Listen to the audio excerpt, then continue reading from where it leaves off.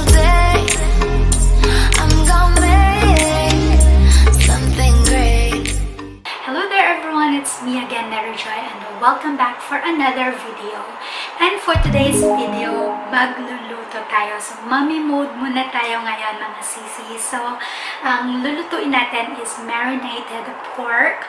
And lulutuin natin ito, gagamitin natin ang ating ang ating air fryer. So, na-try ko na to before, pero niluluto ko yung marinated pork sa oven. Pero this time, we will try it nalutuin dito sa ating air fryer. So, titingnan natin guys kung okay ba yung gamitan yung air fryer pag mga marinated pork yung lulutuin natin. So, let's start this video. Ingredients natin guys. So, meron tayo ditong pork belly. Pero, syempre, mas masarap ito kung pork ribs siya. Pero, okay na rin yan. Kailangan din natin guys ng lemon, onion, isang buong bawang, and then soy sauce, and then pepper to taste, and then olive oil.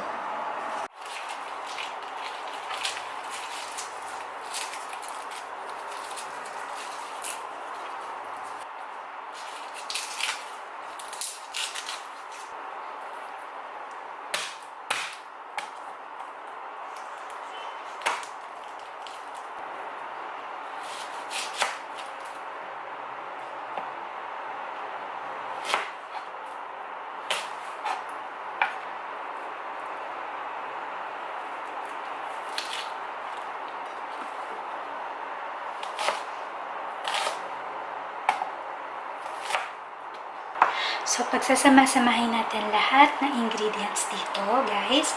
So, lalagyan ko siya una nitong mga onions para pampalasa niya, guys.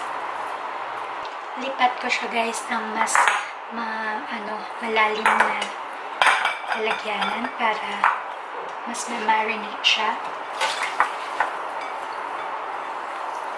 Natin yung garlic.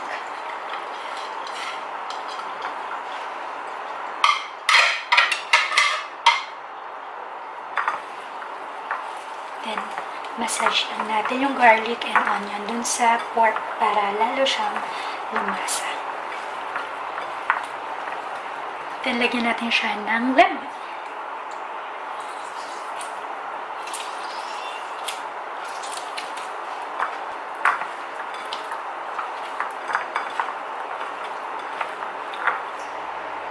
Hello! Then, lagyan natin siya ng olive oil.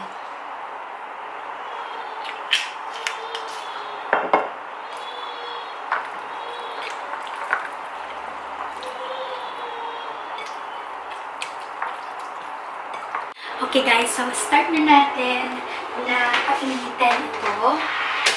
I-preheat na natin siya guys para mas madaling maluto yung baboy. And then, pag na-preheat na natin siya, then ilalagay na natin yung baboy.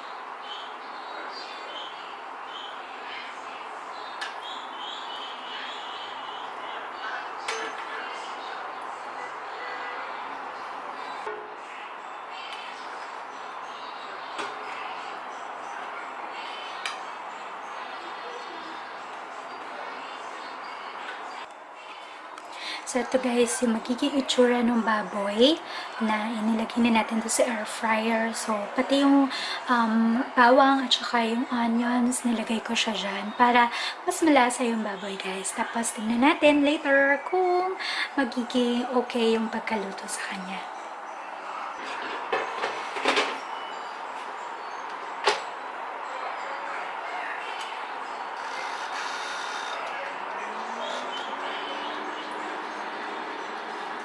Then, sinet ko na siya guys 15 minutes. Tapos, 180 degrees Celsius na temperature para okay na siya. Tapos, after 15 minutes, we'll check kung luto na yung baboy.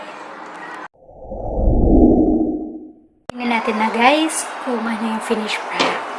So, ayan na siya. Sarap guys. Look at that.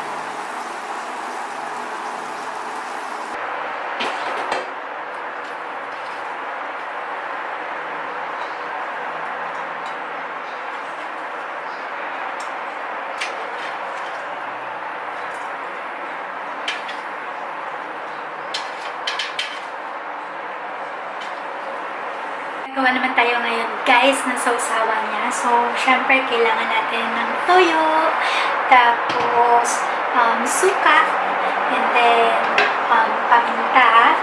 Tapos, yung natitira niya dito ng mga garlic and onion, yun yung ilalagay natin sa kasama ng toyo at saka suka. Mas masarap siya kasi mas malasa siya guys. And so, ayan na ang ating finished product. Tapos ayun yung sausawan guys. So what that? Rice? Bakit? Kasi gusto mo yung how's my marinated pork? Kaya na ako ito. Nagutom ka bigla? Sarap ba, Dad? Ha? Ayos. Ayos ba, Dad? Ayos. And so, that's it guys for today's vlog. I hope na matry nyo din guys yung niluto ko. So, kahit na hindi naman siya actually sa air fryer, okay na rin siya. So, kung meron kayong oven sa bahay, pwede na yun guys. Pero kung meron kayong air fryer, siguro mas maganda siya kasi guys, mas malambot yung meat kapag kasi sa air fryer siya talaga niluluto. So, yun yung napansin namin. Tapos, wala siyang hindi ka na masyadong maglalagay guys ng mantika. Pero sulit na sulit guys yung air fryer namin kaya sobrang saya. But anyway, thank you for watching today's vlog. I hope na nag-enjoy kayo kasi ako nag-enjoy din naman. That's it guys and I'll see you again on my next vlog. Bye!